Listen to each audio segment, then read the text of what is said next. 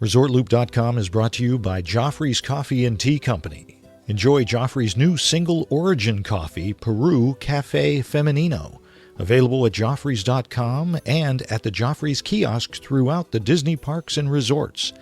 And the best part, the sale of Joffrey's Coffee Cafe Femenino gives back to worthy projects and programs that enhance the lives of women and their families in coffee communities.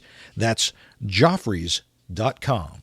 We're counting down 50 days to go to Disney World. This is Nancy and Auden, and welcome to ResortLoop.com with Tim and Bob, Bob and Tim.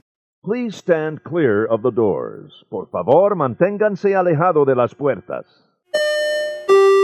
If you look to the left of our forward motion in the center of Bay Lake, you'll see Discovery Island, a beautiful tropical sanctuary for hundreds of rare and endangered birds. Yeah, 3:15. You ready then? I'm going to go. I'm ready. You sure you're ready? Nope. Let's go. Hey, everybody. Thanks for joining us. I'm Tim Scott. I'm Bob Collar. Apparently, this is episode 315. That is 3:15. Excellent. Of ResortLoop.com. Bob, how are you doing today? Well, you know, what a wonderful open. From Nancy and Auden. How about that? That was very nice. Oh, it's getting down to the crunch time now. And, they're going to, in May. In May. To Walt Disney World. They'll be in the parks before they know it, smelling the popcorn, walking right down the middle of Main Street. Absolutely. Absolutely. Can't wait for them to do that. And, of course, that's going to be her granddaughter's very first trip in May, Tim. Oh, my goodness. There's a little bit of synergy here. What's that mean? I don't know. You use it all the time. I figured I'd just throw it in there. Oh. I thought maybe there was a little extra electricity in the studio today, and that had some synergy going there or something. I don't know. I think that's what Teslas run on. Is it? Synergy. A little synergy. Oh. Yes, this is. I mean, it's going to be their first trip in May, and, we got to thinking, sometimes that first trip is just so special and wonderful, and we reached out to LooperNation and asked all of you, what's your first memory of your first trip to a Disney park or Disney cruise? And we got a great response from folks. Oh, I love it. A bunch of new names on there, which I always love seeing. Absolutely. And some folks sent us pictures, which was very nice. I love seeing the pictures of, those old, the ones you knew that they got developed at the Walgreens or what was that? What was a photo booth or whatever that thing was? Remember Photomat. I love the Photomat. You know why? Because they'd always give you another roll of film when you dropped yours off. Yes, they did. And we remember, most of the listeners probably don't remember, film was expensive. Oh, man. You young kids don't understand. Oh. You youngins. I would love to be a photographer now growing up. It'd be fantastic. Oh, my gosh, yeah. You that first outlay for the camera, you're done. Oh, my gosh. Some memory cards, you're good to go. Exactly. I have an old 35 millimeter just to the right of me here. It's a Minolta film. Oh my gosh. Is it a Tamara? I think it did ship from Colorado, which is kind of odd. That's weird. A little weird. But we're not here to talk about cameras. No, thank goodness. No. Nor are we here to talk about that strange thing about the Disney Osborne lights over at Hollywood Studios. Mysterious as that was. Yeah, exactly. Was that a leak? Fishing? Are they fishing? I think they're fishing. Fishing lure? Was that a Woosley? I don't know. He would know a lure. He is alluring. Anyway, so Tim, why don't you start us off with some of our Looper Nation's first memories of their Disney experience? Absolutely. As we go down this list, they're like little history lessons also, which I just love. Oh, my gosh. I love these. First one, Dee Dee Herring, right out of the box. She goes, at Disneyland. She said she was born and raised in Anaheim, so Disneyland was literally in her backyard. She goes, I remember being 4 years old, sitting in a stroller in Tomorrowland, under the People Mover, eating popcorn at night. I mean, I would love to do that now. Yeah. It's my first vivid memory of a Disney park in general. And then in Walt Disney World, she says, the summer of '89 was my first trip to Walt Disney World, and my first vivid memory was seeing Spaceship Earth and hearing the song Tomorrow's Child. Oh, wow. I love that loop. I had been dreaming of going to Walt Disney World for years and was obsessed and fascinated by Spaceship Earth. And she was not disappointed. And then she goes to Disney Cruise Line. Her first memory was walking to our one-bedroom concierge room and finding, I love this, the pillow menu. Oh, yeah. Oh, yeah. I've been on many other cruise lines in the standard rooms, but we decided to go all out for our first Disney cruise. There were about 8 different types of pillows on the menu. Our room steward was awesome, and she said she could bring us 2 of each if we wanted. So we did. She said I had 8 pillows on my bed, and it was glorious. A pillow menu, Bob. How about that? How about that? Does Disney Cruise Line do it right or what? I'm telling you one thing I do know. I'm going to cruise with Dee Herring one day. Absolutely. Absolutely. Is there a pillow sommelier? That would be fantastic. Ooh, that would be. I like a nice firm pillow. I don't like those real soft, feathery ones. So yeah, that's fancy. You can choose which kind you want. Apparently, I love just the basic everyday Disney Cruise Line pillow. Those are fantastic. Right. Jason Mitz says in 1981, his trip to Disneyland, he said, my dad was attending a National Educators Conference in Anaheim. As a perk, one night, the park was only open for convention attendees and their families. Ooh. We rode Big Thunder Mountain Railroad. They didn't make you get off. You could just go and go until you asked to be done. I thought it was great. He says, my mom, not so much. Oh, that would be so awesome. Yeah. How about that? Awesome. Kelly Pope Adamson, she says, first trip to the Magic Kingdom, that awesome welcome show at the train station. She bought the resort CD just for that song. There you go. Oh, Kelly, thanks for sharing that. Awesome. Yeah. How many of us have purchased the music just because it touches you when you get in there? You just love it. Absolutely. This one was from our good pal Vicky over the other side of the pond, as they say. Wonderful mom of Ben and Ava, and this one's a little different, Tim. Right. She says, "I'm afraid ours is not a positive one. Our first Disney trip was for our honeymoon. We were entering the Magic Kingdom for the very first time and heading towards the wait time board. All of a sudden, we heard, code red, please evacuate, come over the loudspeaker. We did as we were told immediately. The date was September 11th, 2001. A date none of us will ever forget, of course. Mm-hmm. I have many memories of that morning and how everything was done. Fortunately, all of our other memories are magical, but experiencing that made me realize just how well organized Disney is in a crisis. We were on the bus when the first plane hit, and we all thought it was a terrible accident. When we heard the evacuation, we asked a cast member what was going on, and she said a second plane had hit, and they were evacuating as a precaution. Totally understandable, considering how famous it is, and the fact Bush was in Florida at the time. We were off-site, so totally stranded as the bus wasn't returning until the evening. Fortunately, the driver came straight back for us. We were told to go immediately to our rooms and were not allowed to leave until the following day. The thing is, it was September, so it wouldn't have been busy anyway. However, we were there for 3 weeks, so we noticed after a few days the crowds dropped dramatically as so many flights weren't coming in. Our flight home was 3 flights combined, and even so, there were only about 50 people on it. As for the feeling, it was just very strange.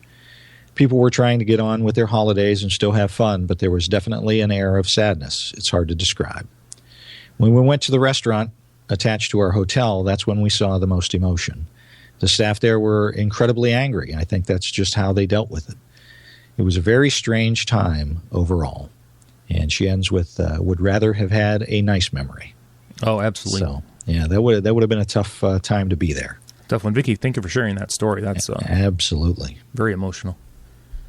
Let's see. Lisa Yost, she said, Christmas 1989, Walt Disney World, and she was 11. My extended family of 18 drove from Pennsylvania. After a late night check-in at the cabins at Fort Wilderness, we walked around the grounds at night. About 6 of us kids trying to stuff ourselves into a tube slide at the playground. We all got in there until one of my cousins said, "This reminds me of Fire in the Sky." You never saw 6 kids run from a sliding board so fast. Oh, my goodness. Lori Severson Parker says, I think it was 1979, and I was 6 years old. I have very clear memories of trying to find pins to attach our 2-day tickets to our shirts. You remember those? I kind of do, yes. I think this was when they had first started doing optional tickets that were good for everything instead of the individual attraction tickets, the e-ticket. Yeah. Yeah, the ABCDs. Right. So you had to have your tickets out when the attraction operators could see them. That same trip, I also remember getting grape juice in a plastic cup that was shaped like a bunch of grapes. You remember those? I do remember those. Me too. I do. It tasted so much better than just a regular. Exactly. And the apple juice is in an apple. Yes. Yes. I think we bought them at Enchanted Grove, which is now the Cheshire Cat Cafe. We stayed at Fort Wilderness and brought home a bunch of giant pine cones that we found there and later turned them into Christmas ornaments. That trip was the beginning of my obsession with all things Disney that's been going on for nearly 40 years. Wow. How about that? I love that one. Here's a good friend of the show, Patty Collar. I don't know her. You don't know her? You're sure? Well, maybe. She said, Chip and Dale meeting Emily. She was amazed but very thoughtful. She goes, they were much bigger than in the cartoon. Oh, yeah. I have video of that. It's quite fun to watch. Oh, my goodness. Nathan Trent said, Walt Disney World, several trips as a kid/teen, but no specific memory. My favorite memory is of my then 3-year-old son playing in the water spouts outside of Once Upon a Toy. It was a hot summer night, and we just let him play for hours. The Disney Cruise Line, his first experience, on the Magic out of Galveston, the totally relaxed look on my wife's face as we sailed away. Isn't that true? A lot of your memories are with the people that you love and their reaction. Exactly. To what's going on, yeah. Exactly. It's usually not even being on a certain attraction if you've noticed so far. There you go. You know? There you go, yeah. Sheila Ginsburg. Oh, Sheila. Oh, Sheila. She goes, my first trip was to Disneyland when she was a teenager. She was in that looking cool phase, so she didn't get too excited on the outside, but was thrilled on the inside. She goes, I especially remember the first sight of the castle and seeing the characters for the first time. She says she let it go for a few years until she went to Walt Disney World as a young adult. She fell in love with it then and has just kept on going. Yeah, there you go. Very good. Love it, Sheila. Good. Let's see. Chris and Letty Rivera, they say, I can still remember holding Dad's hand as we entered adventure through inner space. I think it was 1976. Wow. How about that? That's incredible. Disney, more Disney. Chris actually sent us a picture of that. That was nice. Oh, thank you. Thanks so much. CJ Aid, hopefully I pronounced that right. Disney World, we visited Epcot on a trip when I was 6 years old, around 1998, and we had just watched Illuminations and eaten at, he believes it was named Chefs de France, and it was. Mm-hmm. Back then, you would just leave your Disney-rented stroller wherever it stood, because there was a no return necessary policy. They said they're not sure they still practice that. I don't know if they do or not. I'm not sure. Yeah. My parents left the stroller in World Showcase, and off we went. We took the monorail all the way back to the Contemporary, got upstairs, only to find my autograph book is nowhere to be found. Oh, no. Now, my dad tells the story of a 6-year-old boy who is going to drown in a world of tears and sadness. Absolutely. Exactly, and he wasn't wrong. I was inconsolable. That's when Dad took off back to the monorail, back to Epcot, back to World Showcase. He finds the sea of strollers mostly gone, minus a few stragglers, one of which had that inconsolable boy's autograph book. Oh, nice. Look at that. Dad grabbed the book, ran back to the monorail, rushed back to the resort. He says to this day, he walked in the door, exhausted, but happy to show me he got the book, only to find I was passed out cold. He says, I'll never forget that night for the good, the bad, the ugly. So much of that first trip is what makes me the Disney fan I am today. But that memory stands out the most. How about that? Oh, CJ, that's awesome. How about that? Not a cast member this time making it special. No. But good old Dad. Good old Dad. There you go. Matt Birchfield said, my first memory was of my 4-year-old daughter, who is 17 today, dancing at the bus stop at Port Orleans while we were waiting on a bus to the Magic Kingdom. She stopped dancing long enough to try and figure out why the bus wasn't there yet before she went back to dancing. There you go. It was both mine and my daughter's first trip to Walt Disney World and will always be remembered. Oh, that's another good one. Not attraction-based at all. Not even theme park-based. And how's that? Yep. There you go. Love it. Sandy Simaniak, I hope I spelled that right, Sandy, or pronounced it correctly. Watching the monorail, after monorail, from my grandfather's arms. just outside a room at the Contemporary Resort. Only memory from that trip, she said, I was 3. Wow. I'm telling you, I'm tearing up over here. I know. This is beautiful stuff. British Disney diva said the magical waft of popcorn while walking right up the middle of Main Street, USA. Oh, that gets you. Who doesn't enjoy a good waft of popcorn? Yeah. Oh, love it. Tamara Spidell. We love Tamara. Yeah. Excellent. Or Minolta, whatever we're going to say. Speaking of Tamara. Exactly. Spending my first 8 years of life in San Diego, I was lucky to get to visit Disneyland many times a year from a very young age. So many memories. However, one that really sticks out was when I was 8 and Scott Baio. Remember Fonzie's nephew, Chachi? No, who? What? I don't remember. I remember Joni loved him. That's all I remember. Joni did love him. Yeah, that's right. He had a concert. He was a singer. I don't know if I remember that, but there's some question marks there too. Yeah, I'm sure they're not just on this paper. That's a stretch. He was at the outdoor stage near Space Mountain. Much to my dad's chagrin, I wanted to skip Space Mountain and swoon over Chachi instead. Who would not want to do that? She goes, "What a dork! Who passes up Space Mountain?" Oh, you! I think she was standing right next to you. Probably, I was probably swooning. Well, oh, Tamara, that is awesome. That's a good one. A different time, Tamara. Now, if Don Johnson were singing, he was a singer too. Oh, that's right. He'd be singing Heartbeat. Oh, man. Anyway, Rob Shumway said, when I first started working at Walt Disney World, during our orientation, we walked into the park right in front of the castle. Stood there in amazement. There is something, even to this day, I can't put my finger on it, but it still gives me that feeling to stand in front of the castle and look around.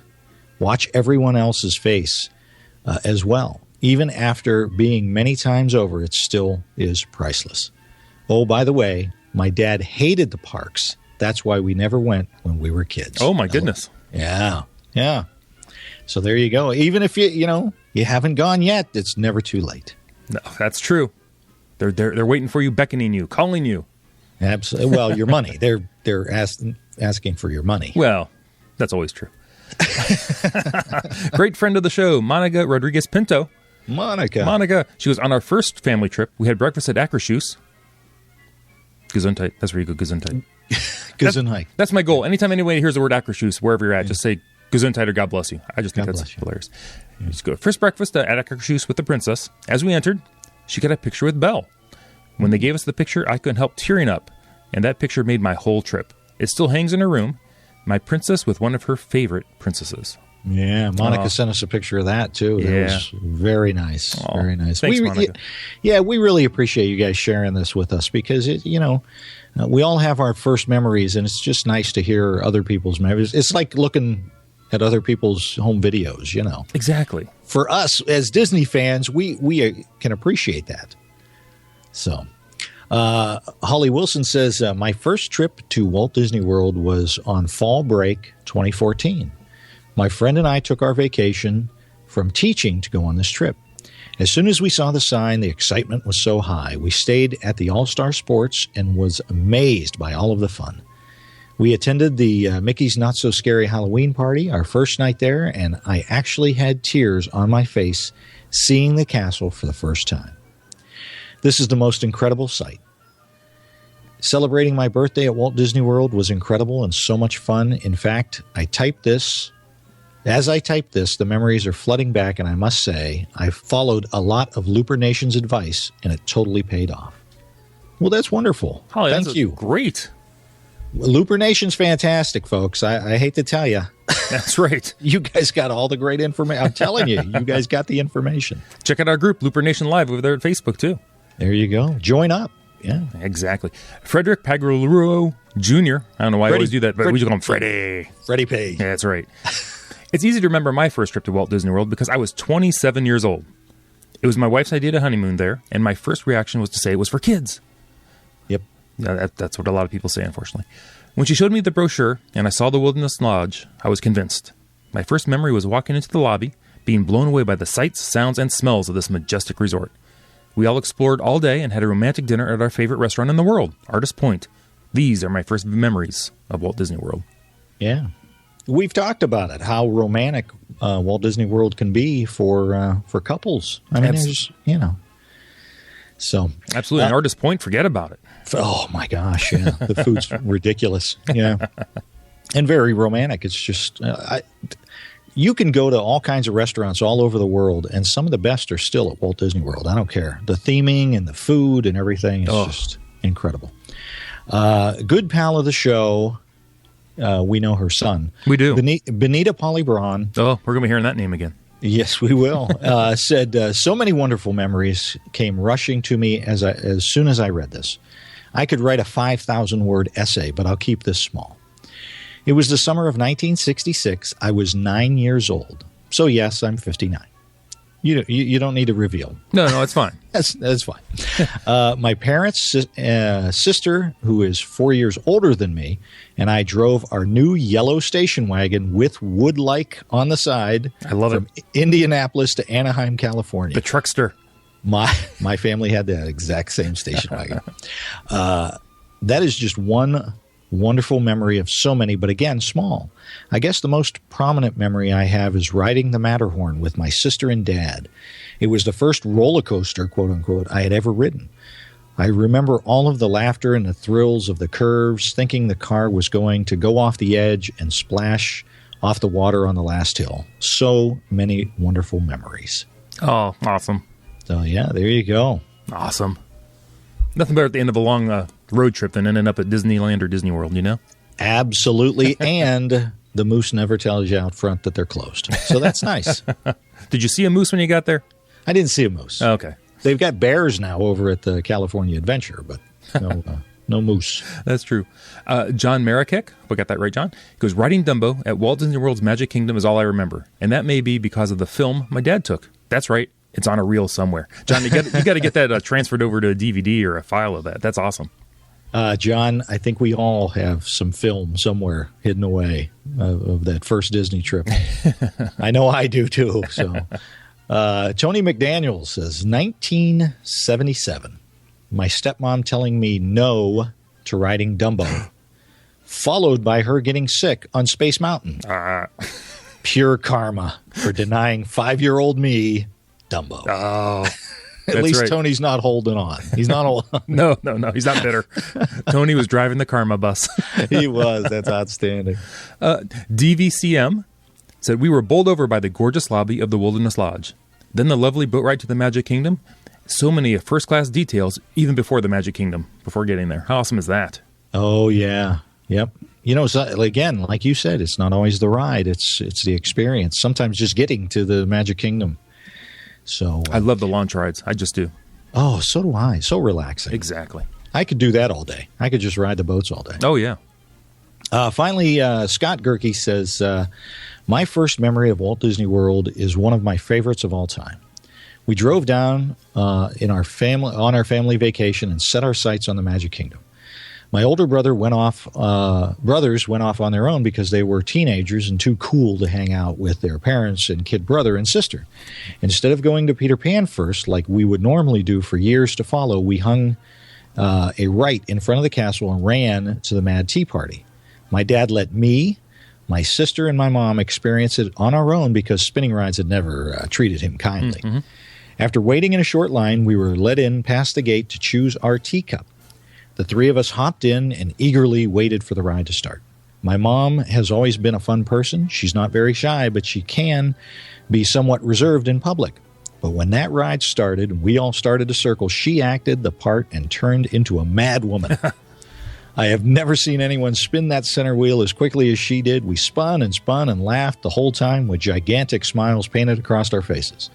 Once the ride was over, we ran/stumbled over to where my dad was waiting, and he greeted us with the same kind of excitement we all had because he had watched us the whole time.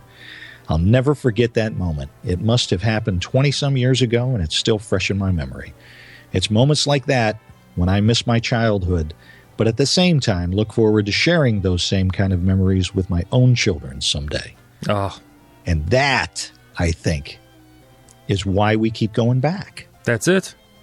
it's not necessarily to recreate those moments. It's to make new ones, and make new ones with the people that are in our lives. That's right. 'Cause you never know what that moment's going to be. Absolutely. Sometimes you're just dancing, waiting for a bus. Other times you're on the Mad Tea Party. Absolutely. Scott, you hit the nail on the head there. Thank you so much. And thank everybody for participating in that and sharing your memories with us. It brings back so many memories for me, I know, Tim. What's one of your first memories of a trip to Walt Disney World or Disneyland? I gave this a thought. I can't really think of the year, but I do remember once we're getting ready to, I think, leave the parks. And I do remember we went into the magic shop. Oh, yeah. I love that magic shop. That was a great store. That's just an idea how long ago it was. And I was able to get a deck of like trick playing cards. Right, yeah. Okay. And then a sponge was like painted like a rock. So, you throw it to somebody, they'd all panic, and then it would just hit them as a sponge. Yeah, yeah. So I bought those. We got those two on Main Street, and that was a long time ago. That's one of my first ones I could think of. That's good. I remember going into that magic shop, yeah. Oh, the magic shop was fantastic. Remember they also had a tobacco shop there.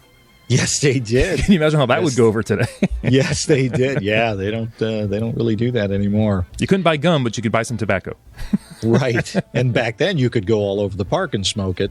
Now you got to go into some, corner. Yeah. Shamed. Exactly. And every hotel had its own brand, its own specially designed matchbooks.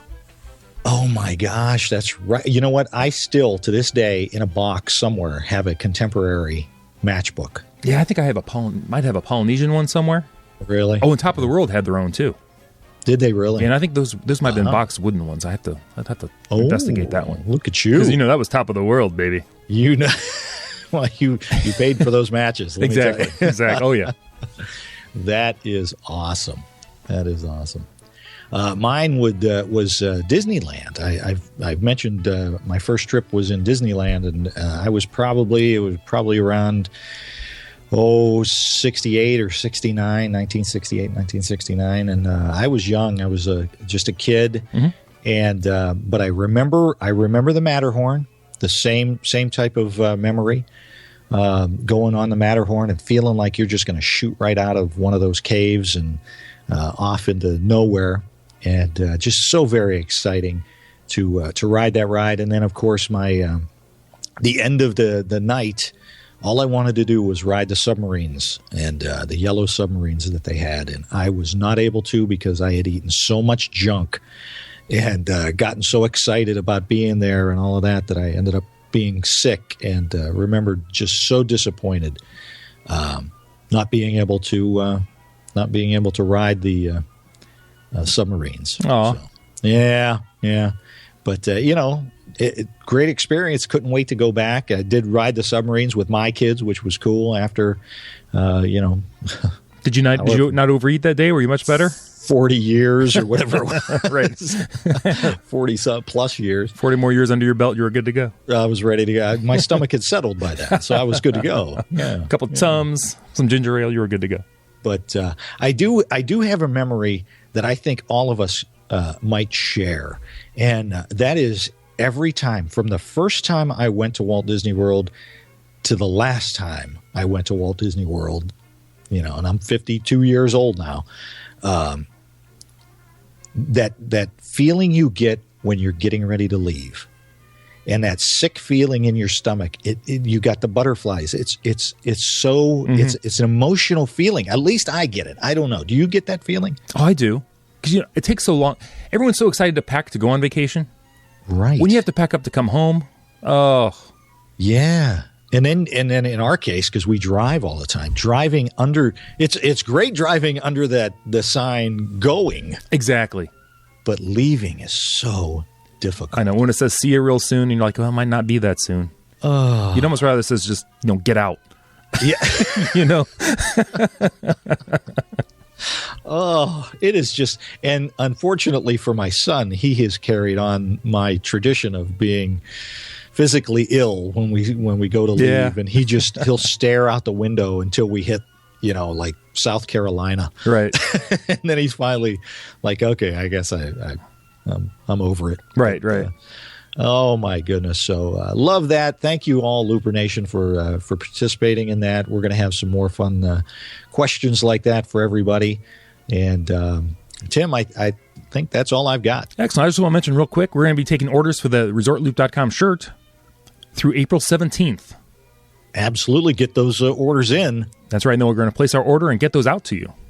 That's right. That's right. Very excited. We've got a vendor that will do them for us, and we have to collect the numbers first, and then we give it to them, and they print these shirts out. They're going to be great, and we can't wait. I know. I want to see pictures of these in the parks. I think that'd be awesome. Absolutely. Where can they order those shirts, Tim? Just go over to ResortLoop.com. You'll see a picture of them on the right. Just click on that. Click on the banner at the top. Somewhere on there, you'll find a way to the ResortLoop.com store. There you go. Awesome. These are nice shirts. So, oh yeah. Tim, what else? That's all I got. I'm losing my mind here. No. This has been actually a very emotional show. Yes, it has. We might have to touch on this again later. I just love this. Thanks for joining us. You can find me on Facebook at Tim Scott. Oh, that's boring. I know, isn't that boring? But you can find me on Twitter at ResortLoop Tim, and we have that website where you can find the shirts at ResortLoop.com. I'm Bob Caller on Facebook. I know. So I'm with you on that. I know. Very anticlimactic. Zuckerberg. That's the biggest issue Facebook has. Right. Yeah. Hello. I am Resort Loop Bob on the Twitter and Instagram. Don't forget to like us on Facebook. Rate us on iTunes, please. We're getting really close to that 100th rating on iTunes. We only need 11 more, I think. So. I guess they love it when you hit 100. I'm hearing. I don't know. Yeah. So please do that. And what else should folks do, Tim? Everybody, tell your friends and share the Gateway to the Magic. See you, everybody.